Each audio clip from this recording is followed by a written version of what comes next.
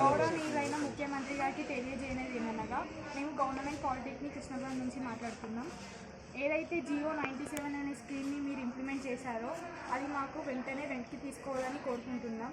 దానివల్ల మాకు ఎలాంటి ఉపయోగాలు లేవు కనుక మేము అది వద్దు అని అనుకుంటున్నాం.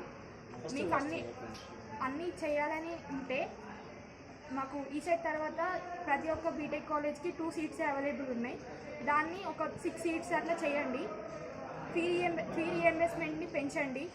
ఇవన్నీ చేయండి. మాకు ఈ శక్తి స్కీమ్ వల్ల ఎలాంటి ఉపయోగాలు లేవు కనుక మాకు ఈ శక్తి స్కీమ్ అనేది వద్దు. ఈరోజు మేము శక్తికి ప్రొటెస్ట్ చేసినాం, మాకు అది వద్దు అని. ఎక్కడున్నా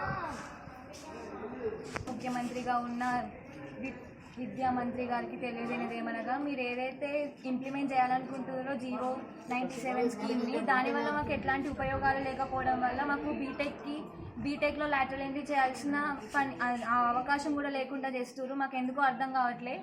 మా పేరెంట్స్ ఎన్ని హోప్స్ పెట్టుకున్నారో అవన్నీ ఇప్పుడు మీ వల్ల పోతున్నాయని మా ఫీలింగ్. సో ఆ స్కీమ్ని మీరు వెంటనే రద్దు చేయాలని మేము మనస్ఫూర్తిగా కోరుకుంటున్నాము. మీరు చేసేదాకా మేము ఇట్లనే పోరాటాలు చేస్తామని తెలియజేస్తున్నాం.